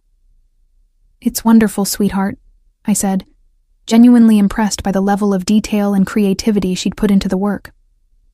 Pierce studied the project with the seriousness he brought to all of Piper's academic efforts. Your teacher is going to be very impressed, he said. You've done excellent work. Piper glowed under his praise, then looked between Pierce and me with the calculating expression I'd learned to recognize as dangerous. You know, she said with the careful casualness that always preceded her most audacious suggestions, For the presentation next week, I'm supposed to talk about family traditions and how they've been passed down through generations. That sounds like a lovely topic, I said, not yet seeing where this was heading. Well, Piper continued, I was thinking that since Mr. Valancourt is like family now, and since Uncle Tony is his family, that means Uncle Tony is our family too, right? I felt Pierce's attention sharpen beside me, though his expression remained neutral. Penny had emerged from her room and was watching the conversation with obvious concern about where it might lead. And, Piper continued with the relentless logic of childhood, since we're all family, maybe we should make it official, you know, like real families do. The silence that followed her suggestion was charged with implications that I suspected Piper only partially understood. She was essentially proposing that Pierce formally adopt both sisters, making the family arrangement she already accepted emotionally into a legal reality. Piper, Penny said gently, that's a very complicated suggestion. There are a lot of factors to consider. But why? Piper asked with genuine confusion. We live together. We eat together, Mr. Valancourt takes care of us and helps with school and everything. Isn't that what families do? Pierce knelt down to Piper's level, his expression serious but kind. Yes, that is what families do, he said. But legal adoption is a very big decision that affects everyone involved. It's something that would need to be discussed carefully by all the adults. But you would want to, right? Piper pressed. If everyone agreed, you would want us to be your real family? The question hung in the air with devastating directness. I watched Pierce's face, seeing the way his controlled mask slipped slightly to reveal something vulnerable underneath. Yes, he said simply. I would want that very much. Piper's face lit up with triumph, as if she'd just solved a complex problem through the application of pure logic. See? So we just have to convince Penny and Miss Morrison, and then we can all be a real family. As Piper returned to admiring her completed project, the three adults in the room were left to contemplate the child's casual rearrangement of their lives. She had identified what she wanted with perfect clarity and proposed the most direct path to achieving it, apparently unconcerned with the complex emotional and practical implications involved. She makes it sound so simple, Penny said quietly. Children often see things more clearly than adults, Pierce replied. They're not burdened by the same fears and complications that paralyze grown-ups. And what about you? I asked him directly. Do you see it as simply as Piper does? Pierce looked at me with those dark, intense eyes that seemed to see straight through to my soul. I see it exactly as simply as Piper does, he said. The complications are external. The truth is that we've already become a family in every way that matters. The question is whether we're brave enough to make it official. That night, as I lay in the luxurious guest room that had become my temporary home, I thought about families and choices and the strange paths that lead people to find each other. 6 weeks ago, I'd been a night shift custodian with no prospects and no excitement in my life. Now I was living in a penthouse with a man whose world was dangerous and complex, helping to raise a child who had somehow decided that I belonged in her unconventional family. The most unsettling part wasn't the luxury or the security or even the knowledge that armed men stood between us and the outside world. It was the growing realization that I didn't want this to be temporary. Somewhere along the way, I'd stopped thinking of this as an emergency arrangement and started thinking of it as home. And that terrified me more than any threat from Derek's former associates ever could. Part 5. The parent-teacher conference that had seemed like such a simple matter when Piper first mentioned it turned out to be a revelation that changed everything. Pierce had insisted on driving us to the school himself, despite Lorenzo's obvious concerns about security protocols. As we walked through the corridors of Piper's elite private academy, I was struck by how naturally he fit into the environment of wealth and privilege. Other parents nodded respectfully when they recognized him, their expressions mixing deference with curiosity about his presence at a school function. Piper led us proudly to her classroom, chattering excitedly about her teacher and her friends and the various projects displayed on the walls. She seemed completely oblivious to the stir that Pierce's presence was causing among the other parents and teachers. Mr. and Mrs. Valancourt? Piper's teacher, a kind-faced woman in her 40s, approached us with a warm smile. I'm Sarah Martinez. It's such a pleasure to finally meet you. I felt Pierce tense slightly beside me at the assumption, but he responded smoothly. Actually, I'm Pierce Valancourt, and this is Miss Morrison and Miss Penny Morrison. We're Piper's family." Mrs. Martinez looked confused for a moment, clearly trying to reconcile Piper's enrollment information with the reality of our unconventional group. "Oh, I see. I'm sorry, I assumed. Piper speaks about her family so often, and she's always talking about her father." Her voice trailed off as she realized she might have made an error, but Piper immediately chimed in with her characteristic directness. "Mr. Valancourt is my dad," she announced matter-of-factly. "And Miss Morrison is going to marry him soon, so she'll be my mom. And Penny is my sister, but she's also kind of like my mom because she took care of me after our first parents died." The silence that followed Piper's casual revelation was deafening. Mrs. Martinez looked bewildered. Penny's face had gone pale with shock, and I felt heat flooding my cheeks as I realized what Piper had just told her teacher. Pierce, to his credit, maintained his composure perfectly. "Children often have creative interpretations of family relationships," he said diplomatically. "Perhaps we should discuss Piper's academic progress?" For the next 20 minutes, we sat through a standard parent-teacher conference while I tried to process what had just happened. Mrs. Martinez praised Piper's intelligence, creativity, and social development, noting that she seemed much happier and more confident than when she'd first enrolled several weeks ago. "She's clearly thriving in a stable, supportive environment," Mrs. Martinez concluded. "Whatever changes you've made at home, they're definitely working." As we prepared to leave, Piper hugged her teacher goodbye and skipped ahead toward the car, leaving the three adults to follow in awkward silence. It wasn't until we were in Pierce's sedan, heading back toward the penthouse, that anyone addressed what had happened. "I'm sorry," Penny said quietly from the front passenger seat. "I had no idea she was telling people that you were her father. And I certainly had no idea she was telling people I was going to marry anyone," I added, my voice tight with embarrassment. Pierce, who was driving with his usual controlled precision, glanced at us through the rearview mirror. "Children sometimes express what they want rather than what is," he said calmly. "The question is whether what Piper wants is something the adults in her life are prepared to consider." The careful neutrality of his tone made it impossible to tell what he was thinking. Was he horrified by Piper's assumptions? Amused? Intrigued? His face revealed nothing. "Piper can't just decide these things for us," Penny said firmly. "She's 8 years old. She doesn't understand the implications of what she's suggesting." "Perhaps," Pierce said, "or perhaps she understands better than we do." That evening, after Piper had gone to bed, the three of us sat in Pierce's study to discuss what had become known as the situation. The room was lined with leather-bound books and decorated with artwork that probably belonged in museums, but the atmosphere was anything but academic. "We need to address this before it goes any further," Penny said, her voice tight with stress. "Piper is getting confused about the nature of our arrangement here. She needs to understand that this is temporary." "Is it?" Pierce asked quietly. "Temporary?" The question hung in the air between us, loaded with implications that none of us were quite ready to face directly. "The security threat," Penny began. "The security threat is real," Pierce interrupted, "but it's not the only factor anymore, is it?" I found myself looking between them, these two people who had become so important to me, trying to understand the undercurrents of their conversation. "What are you saying?" I asked. Pierce leaned back in his chair, his dark eyes moving between Penny and me. "I'm saying that over the past 2 months, something has developed between all of us that goes beyond protection and gratitude. Piper sees it clearly because children aren't afraid to acknowledge emotional truth." "And what truth is that?"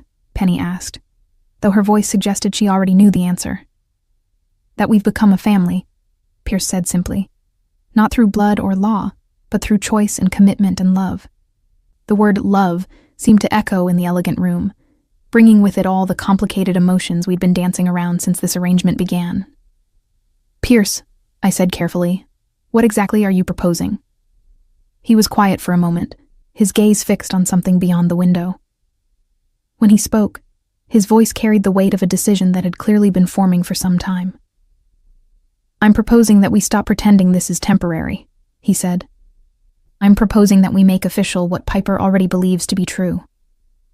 "Marriage?" Penny asked, her voice barely above a whisper.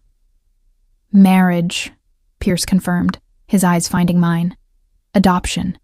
Legal documentation of what's already true in our hearts. My breath caught in my throat. The idea that had seemed impossible just hours ago was being presented as not only possible but desirable. "You can't be serious," I managed to say. "I've never been more serious about anything in my life," Pierce replied. "I love Piper as if she were my own daughter. I love Penny as if she were my sister. And I love you." He paused, his gaze holding mine with devastating intensity. "I love you in a way I never thought I was capable of loving anyone." The confession hit me like a physical blow. In all our careful conversations about family and protection and commitment, neither of us had explicitly acknowledged the romantic feelings that had been building between us. "This is insane," Penny said, though her voice lacked conviction. "You can't just decide to marry someone because an 8-year-old thinks it's a good idea." "I'm not deciding because of what Piper thinks," Pierce said gently. "I'm deciding because of what I feel. Piper's innocent wisdom simply forced me to acknowledge what I've been avoiding." I stood up abruptly, needing to move, to think, to process what was happening. "This is too much," I said. "Everything has happened so fast, and now you're talking about marriage and adoption and completely rearranging our lives based on what might just be gratitude and proximity and love," Pierce interrupted, rising to face me. "Don't discount love, Miss Morrison. It's the only thing that makes any of this worthwhile." He moved closer, and I found myself backing toward the window, my heart racing with a mixture of fear and anticipation. "I know this is overwhelming," he said softly. "I know you never expected your life to take this direction. But can you honestly tell me you feel nothing beyond gratitude?" I stared at him, this powerful, dangerous man who had somehow become essential to my happiness, and realized I couldn't lie to him or to myself. "No," I whispered. "I can't tell you that." "Then what can you tell me?" I took a shaky breath, gathering courage for honesty. "I can tell you that I think about you constantly. That I feel safe with you in a way I've never felt safe with anyone. That watching you with Piper makes me want things I never thought I could have." Something blazed in his dark eyes. "What kind of things?" "A family," I said simply. "A real family, with someone who chooses to love us every day." Pierce reached for me then, his hands framing my face with exquisite gentleness. "Then let me choose you," he said. "Let me choose all of you, officially and permanently." Before I could respond, he kissed me with a tenderness that stole my breath and made my knees weak. It was nothing like the polite, restrained kisses we'd shared before. This was the kiss of a man who had decided to claim what he wanted and wasn't afraid to show it. When we finally broke apart, both breathing hard, I became aware that Penny was still in the room, watching our exchange with a mixture of concern and reluctant acceptance. "If we do this," she said quietly, "what happens to our independence? Our ability to make our own choices?"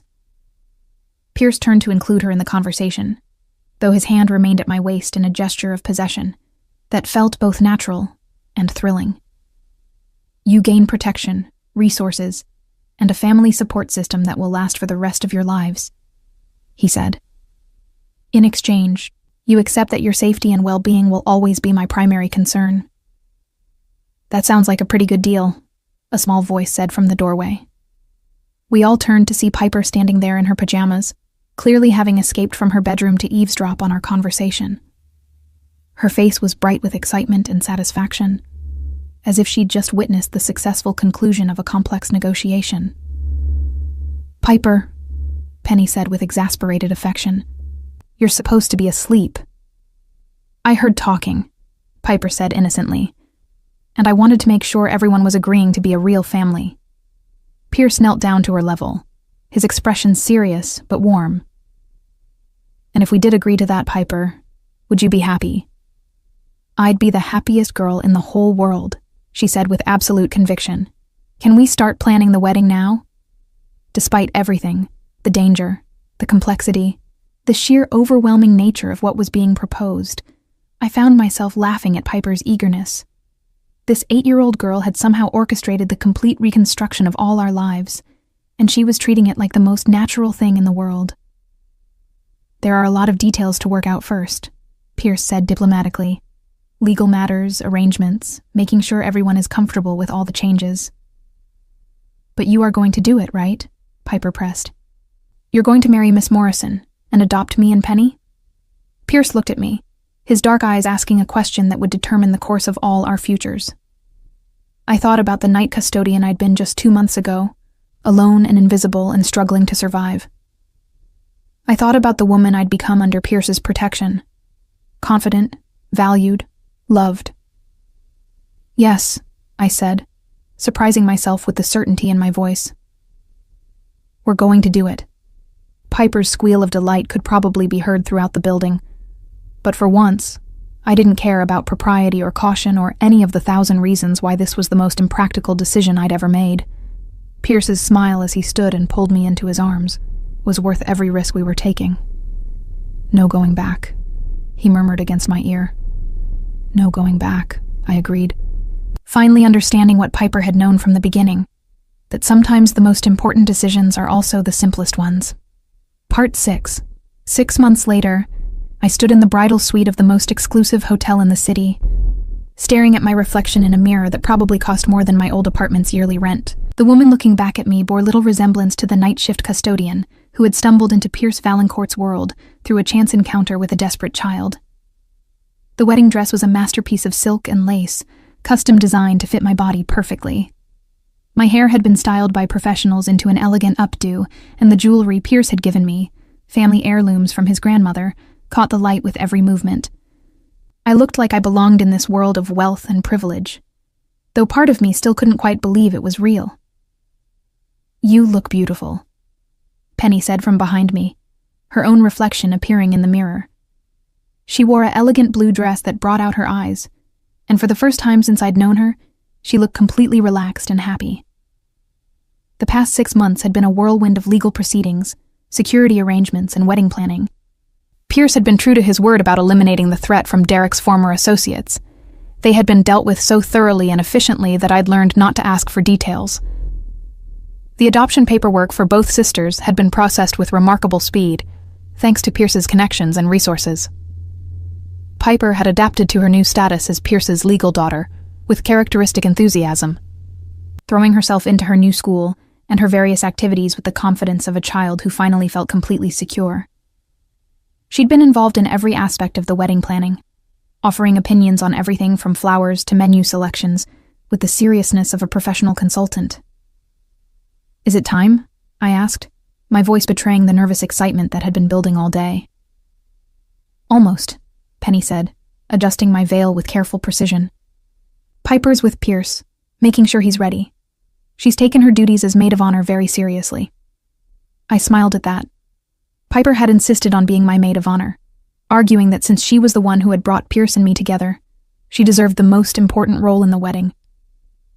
Pierce had supported her campaign with the gravity he brought to all of Piper's requests, and now our 8-year-old was overseeing the final preparations with military precision. A soft knock at the door announced the arrival of Mrs. Chen, who had become something between a housekeeper and a surrogate mother to all of us over the past months. Her face lit up when she saw me in my complete bridal ensemble. "Perfect," she pronounced with satisfaction. "Mr. Valancourt is going to be speechless." "Is he nervous?" I asked, surprised by my own concern for his emotional state. Mrs. Chen's expression softened. "He's been nervous for weeks," she admitted. "I've never seen him so concerned about anything going exactly right. The revelation that Pierce Valancourt, who commanded business empires and criminal organizations with equal confidence, was nervous about our wedding, made something warm spread through my chest. Even after all these months together, he could still surprise me with glimpses of vulnerability beneath his controlled exterior.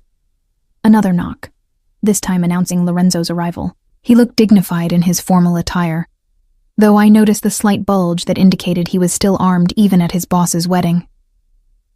"Miss Morrison," he said with respectful formality, "Mr. Valancourt has asked me to escort you to the ceremony."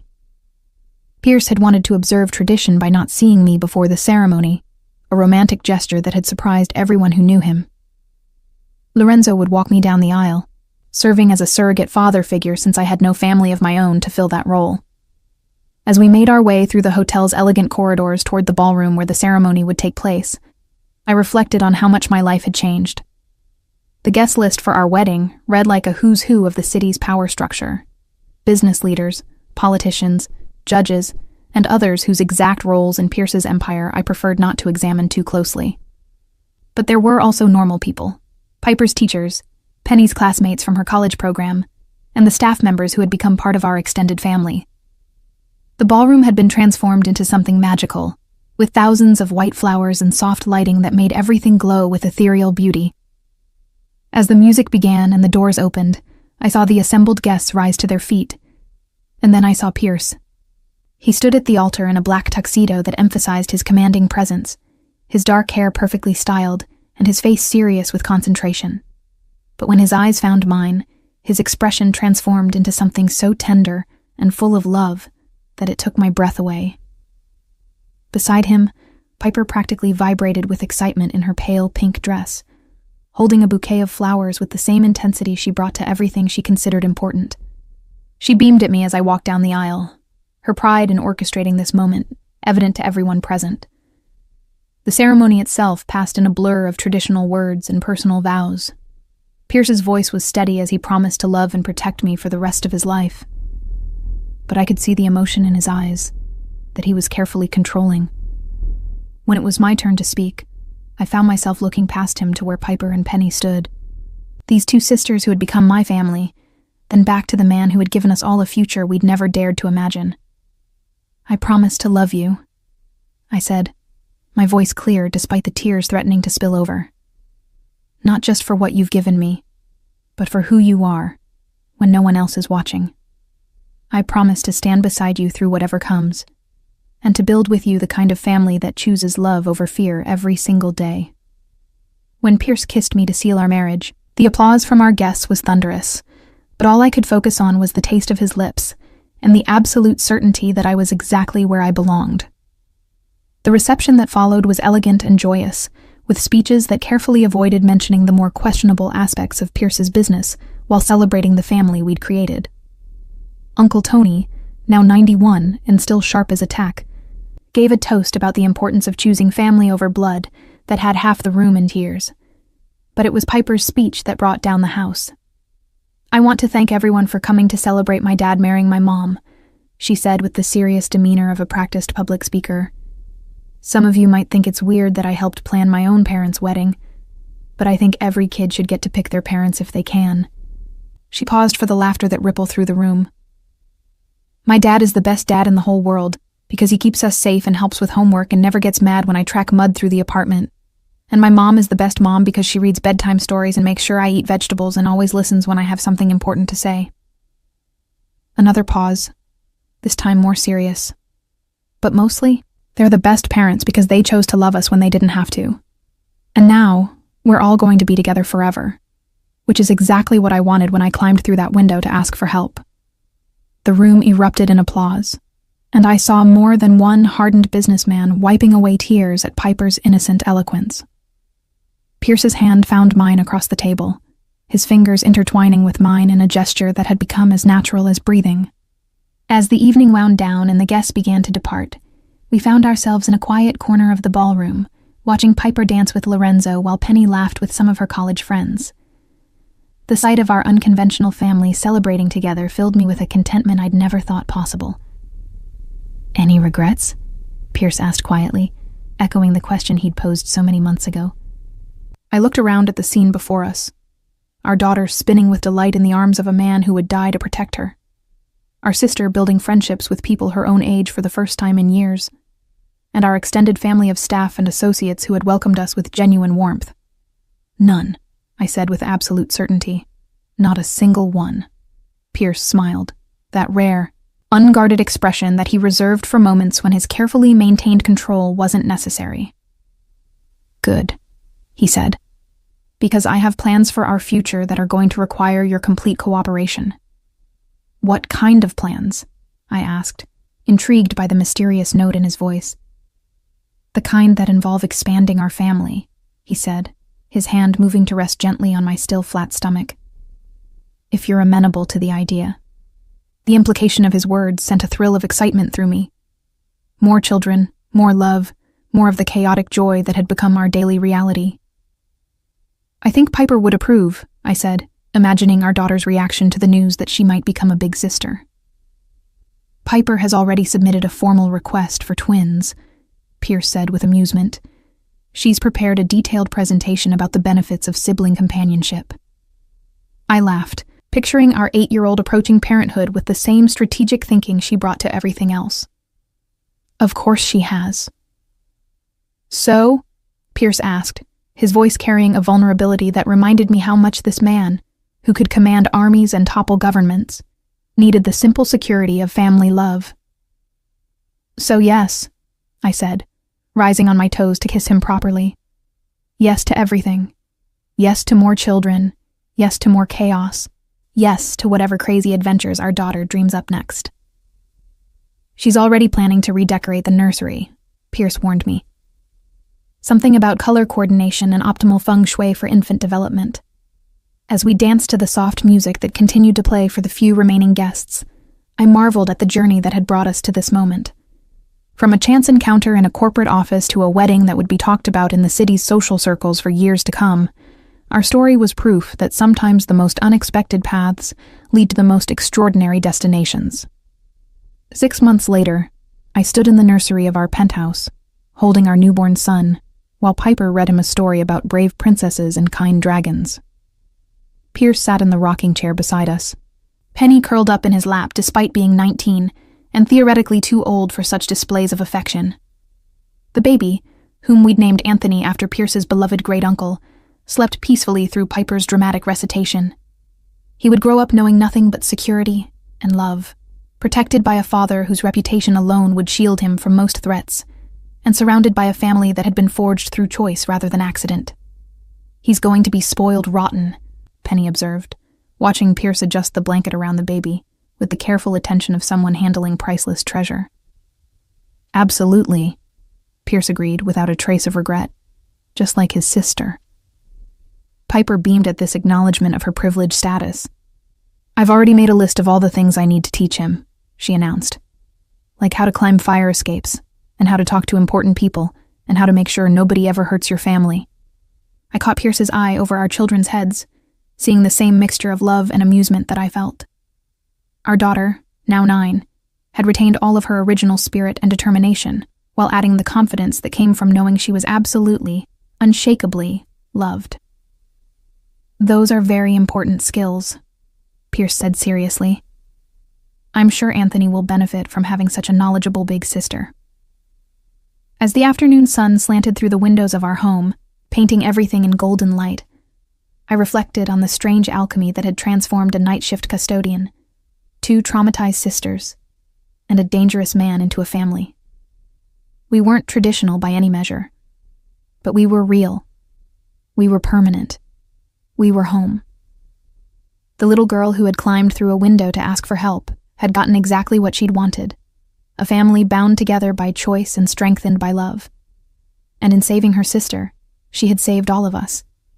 Pierce's empire continued to grow and evolve, but its foundation was no longer built solely on power and fear. It was built on the understanding that some things, like the laughter of children and the trust of those you love, were worth more than all the money and influence in the world. And sometimes, late at night when the city was quiet and our children were safely asleep, Pierce and I would stand at our windows overlooking the glittering lights below, and remember the moment when a desperate child's courage had changed everything. No regrets? He would ask, as he always did. Never, I would answer, as I always would. Because some promises once made were meant to last forever.